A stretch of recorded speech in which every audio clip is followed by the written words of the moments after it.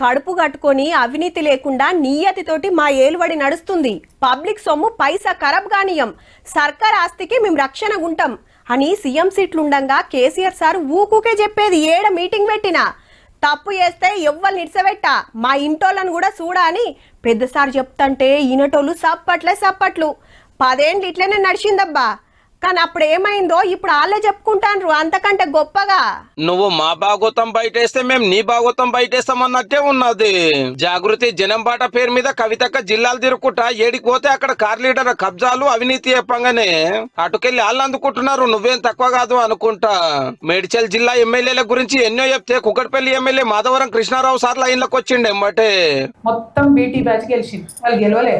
అందులో వేరే పార్టీలలో గెలిచి బీటీ బ్యాచ్ అంటే తెలుసు కదా, బంగారు తెలంగాణ బ్యాచ్ అన్నట్టు. బీటీ బ్యాచ్ అంటే బీటీ బ్యాచ్ దొరకదిరికి వచ్చాడు. మేమే రాకపోతే ఆ రోజు మేమే 15 మంది రాకపోతే అప్పుడు ఉండే తెలుస్తుండే. మల్లారెడ్డి గారు అందులో టీడీపీలో గెలిచి ఆయన ఇటు వచ్చి, కుత్బులాపూర్ లో వివేక్ గారు కూడా టీడీపీలో గెలిచి ఆయన ఇటు వచ్చి, కుకట్పల్లి సేమ్ సిచ్యువేషన్. ఎందుకు వచ్చారంటే చెరువుల కోసం, భూముల కోసం, పవర్ కోసం వచ్చారు. వ్యక్తిగతంగా మాట్లాడుతున్నావు అందరినీ. నువ్వు సుఖమైన దానివా?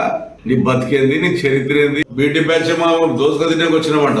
నువ్వు దోసుక తినకు వచ్చినావు అమెరికా నుంచి. ఏ షాప్ రోజులు లేవు, ఏ బట్టల షాప్ లేవు, ఏ బంగారు షాప్ లేవు. ఇలా మేము కబ్జాదారులమా? ఇతర దేశాల్లో బతుకమ్మలాడి కొన్ని కోట్ల రూపాయలు డొనేషన్ తెచ్చుకొని బతికిందని నువ్వు. ఆయన కబ్జాలు చేసుడు బంద్ చేసి అప్పుడప్పుడు జనాన్ని చూస్తేనేమో ఏమైనా ప్రజల కష్టాలు అర్థమవుతాయి. తెల్లారు లేస్తే కబ్జాలు, తెల్లారు లేస్తే సెటిల్మెంట్లు. ఎక్కడిది బాలనగర్ అని 30 ఎకరాలు మోహన్ గేడికి వచ్చి చెప్పు. 2021 సర్వే నంబర్. ఖచ్చితంగా నీ మీద పోరాడతా. నువ్వు చేసిన కబ్జాలు హైదరాబాద్ ఉన్నటువంటి ల్యాండ్లు ఎక్కడెక్కడ ఉన్నాయి దాన్ని తీపిస్తా. ఎక్కడెక్కడ ల్యాండ్లు అన్ని నా దగ్గర ఉన్నాయి రికార్డు. ఇక్కడ మొత్తం కుత్బులాపూర్ అయితే కబ్జాలపూర్ అని పెట్టేసారు. కుకట్పల్లి మొత్తం బ్లూ షీట్స్, ఎక్కడ చూడు బ్లూ షీట్సే.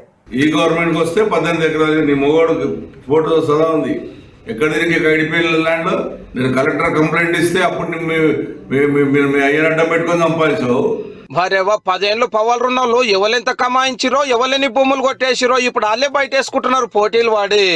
6 అడుగుల బుల్లెట్ హెల్త్ మినిస్టర్ ఆయన ఎక్కడ కట్టలే మరి 100 పడకల hospital. IT minister, de facto chief minister KTR గారు, ఆయన మొత్తం అసలు అర్బన్ ఏరియా అంతా మొత్తం అద్భుతంగా చేసేసిన మున్సిపాలిటీ అన్నారు.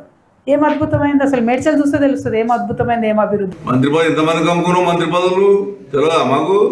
నువ్వు గెలుపుపోయి నీ అత్తగారికి ఇక్కడ గెలుపుపోయి నీ దమ్ముంటే నీ పార్టీ పేరు మీద 18వ ప్లేస్ పోయి 20వ ప్లేస్ కోతావు. కవితక్క ఇంకేడికేడికి పోయేది ఉందో, ఇంకెందరు భాగోతాలు బయట పెడతాదో, వాళ్ళు అక్కలెక్కలు ఏం చెప్తారో గాని అధికారంలో ఉండగా మా అంత నీతివంతులే లేరని ఒకరికోవాలి సర్టిఫికేట్లు ఇచ్చుకున్న వాళ్ళు అప్పటి పంతనం ఎట్లున్నానో కళ్ళకు కట్టినట్టు చూపించడే సూపర్ ఉన్నది పో.